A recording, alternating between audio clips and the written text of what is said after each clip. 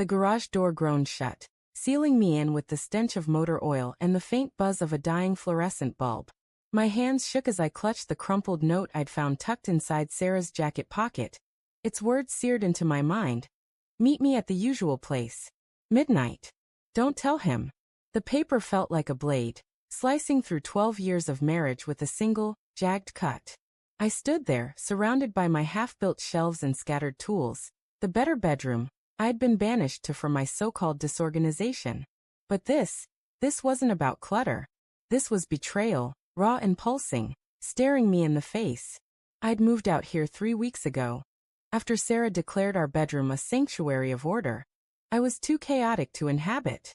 I'd laughed it off then, hauling my clothes and a mattress to the garage, thinking it was just her latest obsession with control. She'd always been meticulous. Folded towels labeled spice jars, a calendar planned to the hour. I'd loved that about her once, the way her precision balanced my scattershot energy. But now as I reread the note, her fastidiousness felt like a mask. Who was she meeting? And why at midnight? The garage was cold, the concrete floor leaching heat from my bare feet. I sank onto the mattress, its springs creaking under my weight, and tried to piece together the last few months. There'd been signs, small, slippery things I'd brushed off. Her late nights at the office, claiming deadlines for a promotion. The way her phone was always face down now, its screen lighting up with texts she'd dismiss as work stuff. The perfume she'd started wearing, sharp and unfamiliar, when she'd always preferred lavender. I told myself it was nothing, that I was paranoid, that love meant trust. But trust was a house of cards, and this note was a gust tearing it down. I wanted to storm inside, shove the note in her face, demand answers. But something stopped me, fear, maybe, or the desperate hope I was wrong. I imagined her hazel eyes widening, her voice soft and reasonable as she explained it away. A work meeting. A friend in crisis. Anything but what my gut screamed. Instead, I paced the garage, the bulb flickering like my thoughts. The shelves I'd been building loomed half-finished, a monument to my exile. I'd poured hours into them, thinking I was proving something to her, making a space she'd approve of. Now they felt like a fool's errand. The house was quiet when I slipped inside, the clock ticking toward 11 p.m. Sarah was in the shower, the hiss of water muffled behind the bathroom door. Her jacket hung on the kitchen chair, innocent as ever, but I couldn't unsee the note. I checked her phone, left carelessly on the counter. A rare lapse in her vigilance. The lock screen glowed. No password. My heart pounded as I scrolled through her messages. Most were mundane: work, her sister, a group chat about book club. But then, a contact labeled M. Can't wait to see you. Same spot. Be careful. My stomach twisted. I clicked further, but the thread was sparse, as if she'd deleted most of it. Careful. That word burned. I heard the shower stop and set the phone down, my pulse racing. Sarah emerged, wrapped in a towel, her wet hair clinging to her shoulders. You're up late, she said, her voice light but her eyes darting to the phone. Did she know I'd looked? I forced a smile, my throat tight. Couldn't sleep. Thinking about the garage. She nodded, brushing past me to the bedroom. It's coming along, right? I'll check it out tomorrow. Her tone was warm, but it felt rehearsed, like a line from a script she'd practiced. I didn't follow her.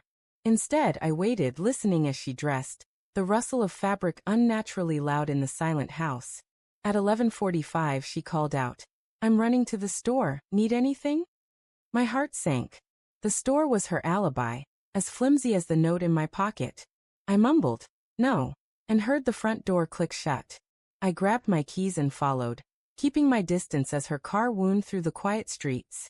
The city was a blur of neon and shadows, the air heavy with the threat of rain. She pulled into a motel parking lot, the kind of place you'd miss if you weren't looking. I parked across the street, my hands gripping the steering wheel.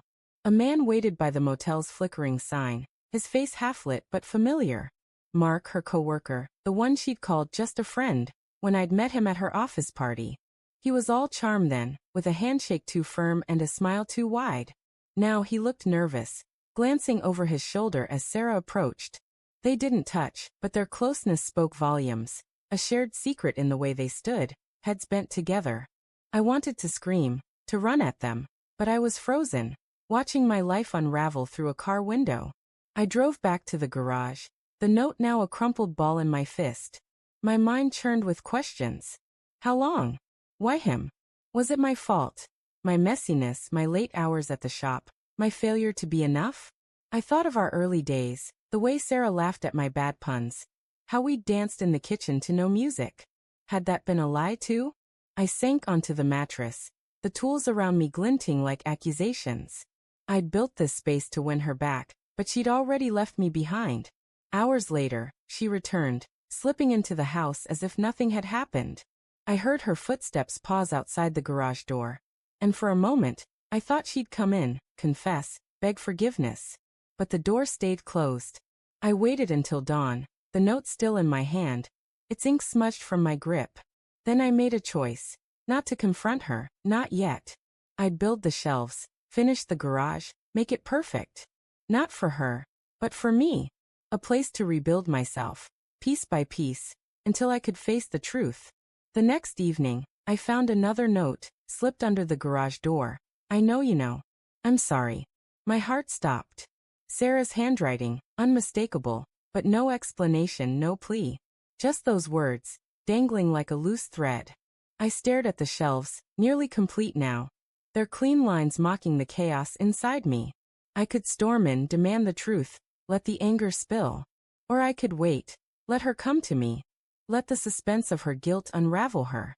The bulb flickered again, and in its stutter, I saw her face, guilty, scared, but still hers.